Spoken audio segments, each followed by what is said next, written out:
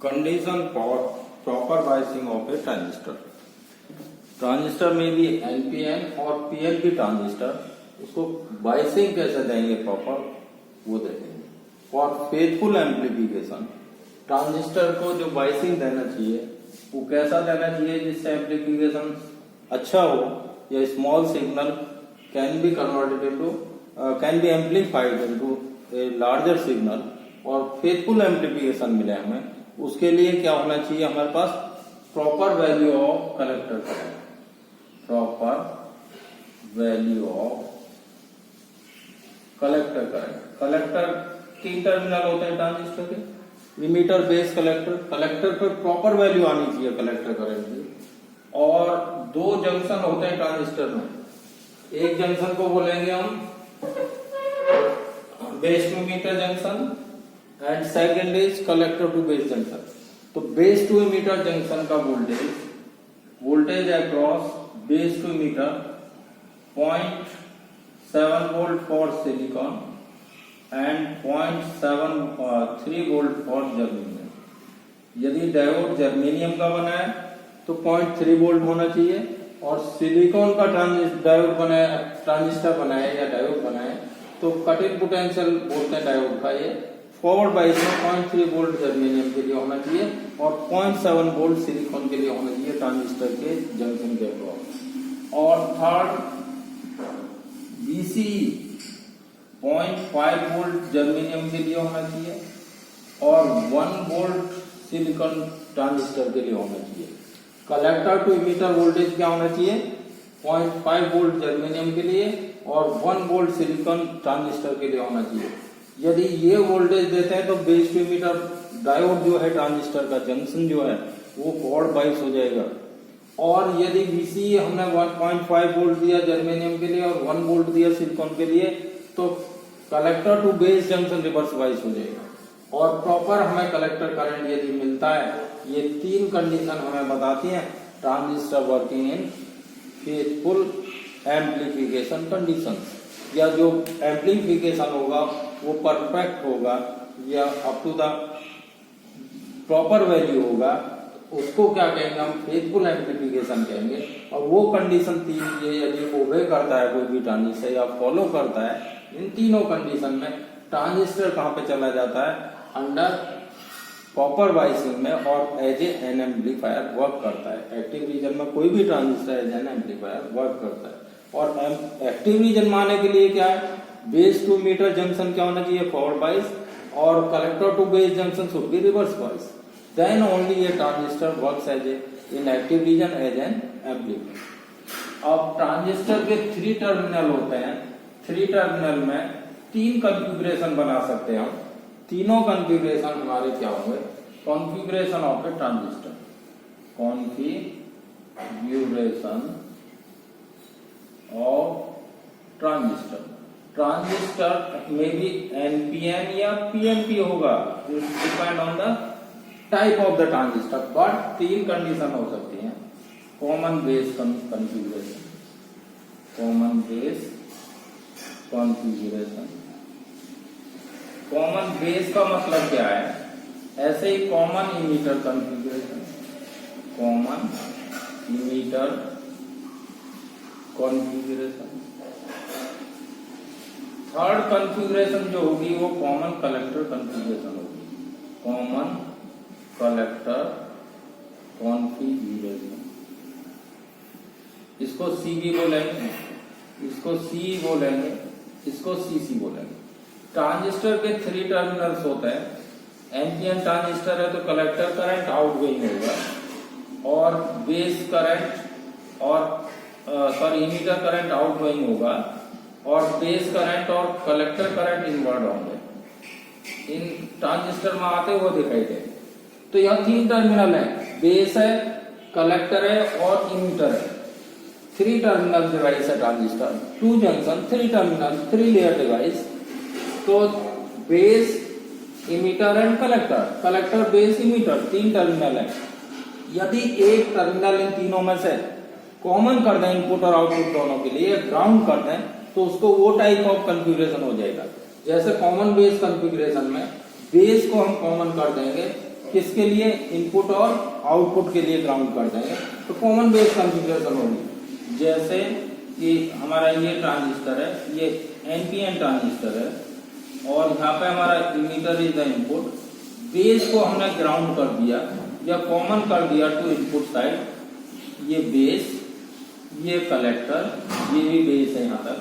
तो ये करंट आएगा यहाँ पे input current emitter, input voltage आएगा VEB, यहाँ पे इनपुट आउटपुट करंट आएगा IC और आउटपुट वोल्टेज होगा VCB, और ये बेस कॉमन है दोनों ही साइड के लिए, input side and output side. तो इस कॉन्फ़िगरेशन को बोलेंगे हम कॉमन बेस कॉन्फ़िगरेशन। यहाँ पे इनपुट करंट जो होगा वो इमीटर करंट होगा, आउटपुट करंट होगा कलेक्टर करंट, इनपुट वोल्टेज होगा VEB और आउटपुट वोल्टेज होगा VCB। सो इस कॉन्फ़िगरेशन को हम क्या कहेंगे, common base configuration.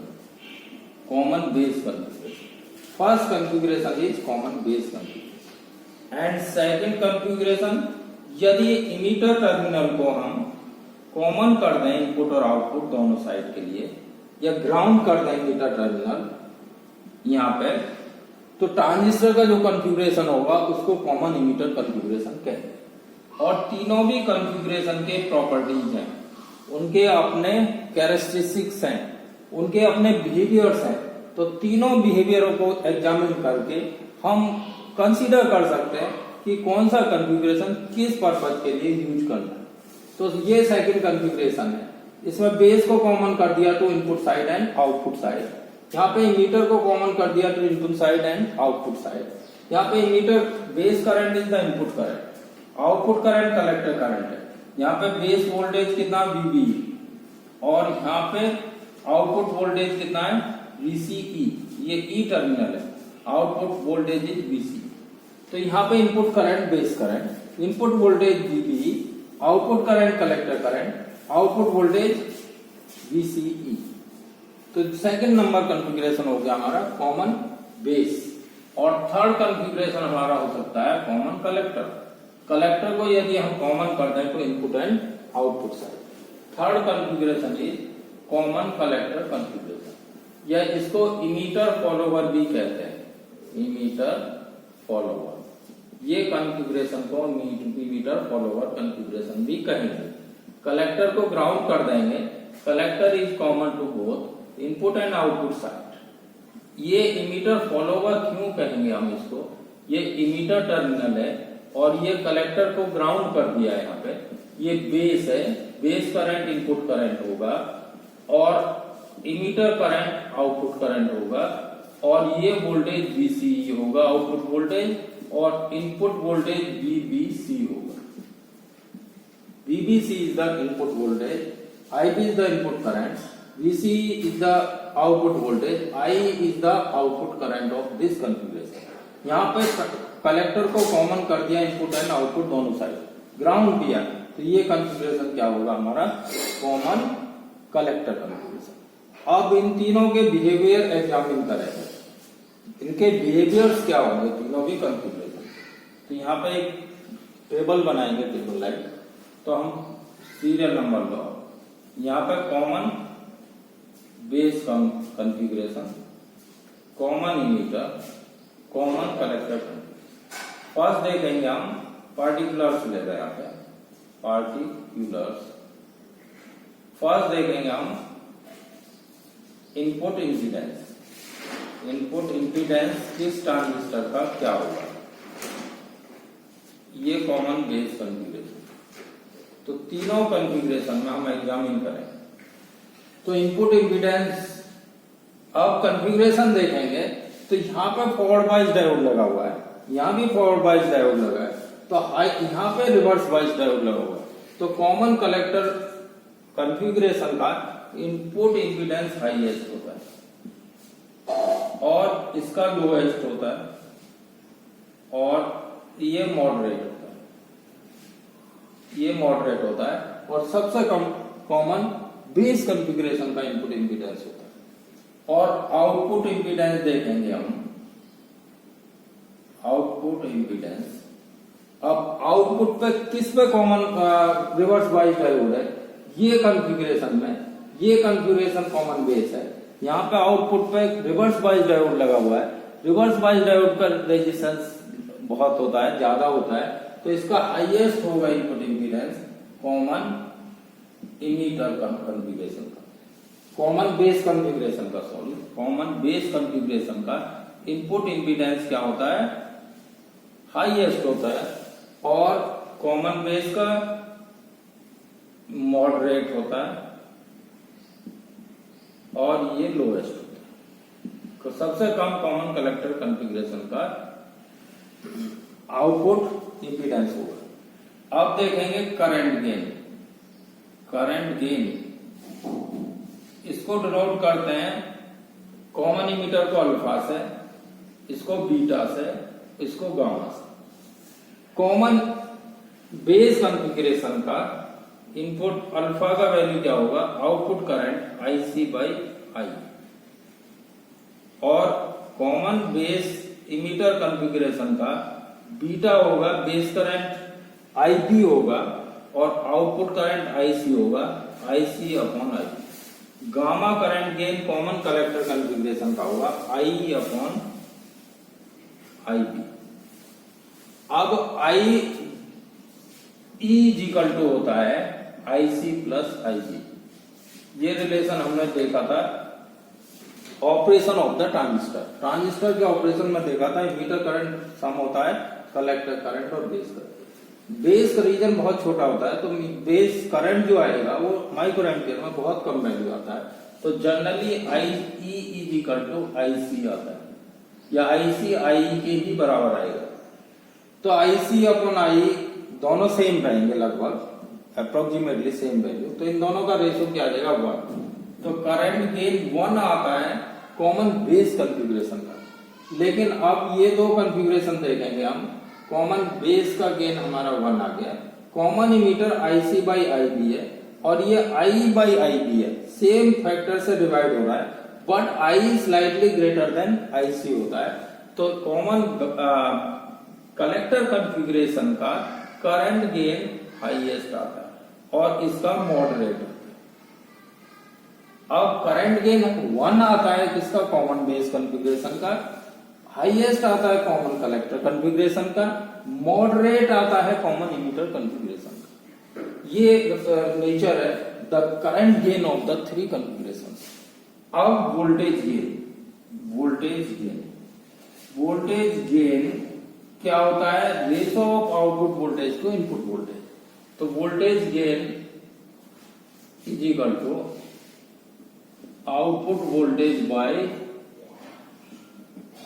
Input voltage का रेशो, या VO बाय VI। अब कॉमन इमीटर बेस कॉन्फ़िगरेशन के लिए कॉमन बेस पे इनपुट आउटपुट वोल्टेज VCB होता है, VCB बाय VEB। ये कॉमन बेस का है वोल्टेज गेन, कॉमन बेस का, ये किसके लिए, कॉमन बेस के लिए। और ये वोल्टेज गेन यदि हम कॉमन इमीटर के लिए निकालें तो आउटपुट वोल्टेज कितना होगा, VC अपॉन VB, ये कॉमन इमीटर के लिए। और ऐसे ही ये निकालें फर्स्ट ये, सेकंड ये, और थर्ड के लिए क्या निकालें, कॉमन कलेक्टर के लिए VC अपॉन VBC, ये कॉमन कलेक्टर कॉन्फ़िगरेशन के लिए। VC 1.5 के करीब होता है, और VC ये होता है कॉमन कलेक्टर के लिए VCE upon VBC, base to collector. VCB 1.6 के आसपास होता है, और ये भी 1.6 और 7 के बीच में होता है VCB। तो इन दोनों का रेशो क्या आ जाएगा, 1। तो वोल्टेज गेन 1 होता है कॉमन कलेक्टर कॉन्फ़िगरेशन का, ये कॉमन कलेक्टर कॉन्फ़िगरेशन है। और कॉमन इमीटर कॉन्फ़िगरेशन का मॉडरेट होता है करंट गेन, और इसका हाईएस्ट होता है क्योंकि VCB slightly greater than VCE होता है, और VB या VB से डिवाइड कर रहे हैं, तो डिनोमिनेटर में सेम वैल्यू है, लेकिन स्लाइटली ये ज्यादा होता है VCB से, तो इसका वैल्यू क्या आएगा, हाईएस्ट वोल्टेज गेन होता है कॉमन बेस कॉन्फ़िगरेशन का, और 1 होता है कॉमन कलेक्टर का, मॉडरेट होता है कॉमन इमीटर कॉन्फ़िगरेशन का।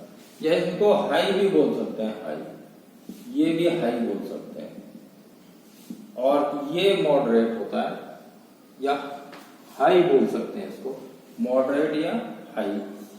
ये हाईएस्ट होता है, ये हाईएस्ट होता है करंट गेन, ये मॉडरेट होता है या हाई होता है, ये 1 होता है, ये हाईएस्ट होता है, ये लोएस्ट होता है, ये हाई होता है। तो आउटपुट इम्पीडेंस, इनपुट इम्पीडेंस ये हाईएस्ट कॉमन कलेक्टर कॉन्फ़िगरेशन का होता है, लोएस्ट होता है कॉमन बेस का, और मॉडरेट होता है कॉमन या हाई होता है कॉमन इमीटर का। और करंट गेन 1 होता है कॉमन बेस कॉन्फ़िगरेशन का, और वोल्टेज गेन 1 होता है कॉमन कलेक्टर कॉन्फ़िगरेशन का, और हाईएस्ट होता है current gain common collector configuration का, वोल्टेज गेन हाईएस्ट होता है कॉमन बेस का। अब कॉमन कलेक्टर को क्या बोलते हैं हम, इमीटर फॉलोवर भी बोलते हैं। क्यों बोलते हैं, क्योंकि ये आउटपुट करंट इमीटर है, ये फॉलो कर रही है बेस को, तो emitter follow the base, so this is also known as emitter follower configuration. इसका इनपुट इम्पीडेंस हाईएस्ट होता है, आउटपुट इम्पीडेंस लो होता है, इसका करंट गेन वोल्टेज गेन 1 होता है, वोल्टेज एम्पलीफाई नहीं करता है, जो वोल्टेज देंगे वही मिलेगा, लेकिन करंट गेन हाईएस्ट आता है इसका करंट गेन वोल्टेज गेन दोनों मॉडरेट होते हैं, इनपुट रेजिस्टेंस आउटपुट रेजिस्टेंस दोनों मॉडरेट होते हैं। तो इसका power gain common emitter configuration में हाईएस्ट आएगा। ये क्या आता है, हाईएस्ट आएगा, ये हाई आएगा, ये हाई आएगा। ये किसके बराबर आएगा, इक्वल टू वोल्टेज गेन, ये किसके बराबर आएगा, करंट गेन। लेकिन ये प्रोडक्ट आएगा वोल्टेज गेन और करंट गेन, दोनों भी हाई है तो हाईएस्ट आएगा। तो एज एन एम्पलीफायर हम क्या कॉन्फ़िगरेशन लेते हैं, कॉमन इमीटर लेते हैं, क्योंकि इसका करंट इनपुट इम्पीडेंस भी मॉडरेट है, आउटपुट इम्पीडेंस भी मॉडरेट या हाई है, करंट गेन और वोल्टेज गेन का प्रोडक्ट हाईएस्ट है या पावर गेन हाईएस्ट है, और इसलिए generally common emitter configuration is used as an amplifier in audio frequencies में या कम फ्रीक्वेंसी रेंज में इसको एज एन एम्पलीफायर हम यूज करते हैं, कॉमन इमीटर कॉन्फ़िगरेशन जनरली। और phase difference between input voltage, input and output signal, input और आउटपुट सिग्नल में कितना फेज डिफरेंस होगा, ये 0 होगा कॉमन बेस के लिए, कॉमन इमीटर के लिए 180 डिग्री फेज डिफरेंस आता है, और कॉमन कलेक्टर के लिए 0 होता है। यदि इसको पॉजिटिव साइकिल दिया तो उल्टा साइकिल नेगेटिव आएगा। कॉमन कलेक्टर में यदि इनपुट ये है तो आउटपुट ये आएगा, यहाँ इनपुट ऐसा दिया तो आउटपुट भी ऐसा ही आएगा, इनपुट ऐसा दिया तो आउटपुट भी ऐसा ही आएगा, तो नेगेटिव आएगा, और नेगेटिव साइकिल दी तो पॉजिटिव आएगा आउटपुट। लेकिन इनमें जैसा साइकिल देंगे वैसा ही आएगा, पॉजिटिव दिया तो पॉजिटिव, नेगेटिव दिया तो नेगेटिव साइकिल दिया तो यहाँ भी negative half cycle. So these are the 3 configuration of the transistors, जिनमें हम जिस भी ट्रांजिस्टर को जैसा भी यूज करना चाहें, किसी प्रॉपर्टी में यदि हमें हाईएस्ट करंट गेन लेना है तो हमारे लिए प्रेफरेबल कॉन्फ़िगरेशन है कॉमन बेस। यदि हमें हाईएस्ट वोल्टेज गेन चाहिए तो कौन सा हाईएस्ट करंट गेन चाहिए तो हमें कॉन्फ़िगरेशन लेना है कॉमन कलेक्टर, और हाईएस्ट वोल्टेज गेन लेना है यदि हमें तो क्या चाहिए, हमें क्या लेना चाहिए, configuration as an common base. और ये ध्यान रखना चाहिए कि इसमें जैसा ही इनपुट वोल्टेज देते हैं वैसा ही आउटपुट वोल्टेज आएगा। तो और जब आउटपुट वोल्टेज हमें कांस्टेंट रखना है इनपुट वोल्टेज के बराबर, तो और लेकिन करंट मैग्नीफाई करना है, तब हमें कॉन्फ़िगरेशन क्या लेना चाहिए, कॉमन बेस। और कॉमन इमीटर कॉन्फ़िगरेशन में क्या है कि जब हमें करंट गेन हाईएस्ट चाहिए तब हमें ये कॉन्फ़िगरेशन लेना चाहिए, क्योंकि इसका जो वोल्टेज गेन है वो 1 रहता है, तो वोल्टेज गेन में कोई एम्पलीफाई नहीं होगा। लेकिन जब हमें एज एन एम्पलीफायर कॉन्फ़िगरेशन लेना है तब हमें यूज करना चाहिए कॉमन इमिटर कॉन्फ़िगरेशन, क्योंकि इनपुट इम्पीडेंस भी मॉडरेट है, आउटपुट इम्पीडेंस तो कास्केडिंग कर सकते हैं। कॉमन इमिटर में चेन बना सकते हैं हम ट्रांजिस्टर की या एम्पलीफायर की। ये फर्स्ट ट्रांजिस्टर है, ये सेकंड लगा सकते हैं हम यहाँ, लेकिन कॉमन इमिटर कॉन्फ़िगरेशन में ये थर्ड लगा सकते हैं तो मैग्नीफाई हो जाएगा। और टोटल ओवरऑल गेन क्या होगा, सब ट्रांजिस्टर का प्रोडक्ट होता है। या पावर गेन भी क्या होगा, power gain is equal to product of the power gain of the individual stages. तो इससे बहुत फास्टली बहुत ज्यादा हमारा वोल्टेज गेन आता है। यदि हमने कास्केडिंग किया, चेन किया, यदि एक का वोल्टेज गेन 100 है, दूसरे का भी 100 है, तो टोटल कितना आ जाएगा गेन, 100 into 100 10,000, बहुत रैपिडली बढ़ेगा। यदि 2 स्टेज यूज किए तो हमने जैसा सिग्नल दिया 180 फेज डिफरेंस ये देगा, 180 ये देगा, तो सेम पॉजिटिव साइकिल मिल जाएगी यदि इवन नंबर ऑफ ट्रांजिस्टर हम यूज कर रहे हैं एम्पलीफायर स्टेज यदि इवन ले लेंगे तो जैसा इनपुट साइकिल देंगे वैसा ही आउटपुट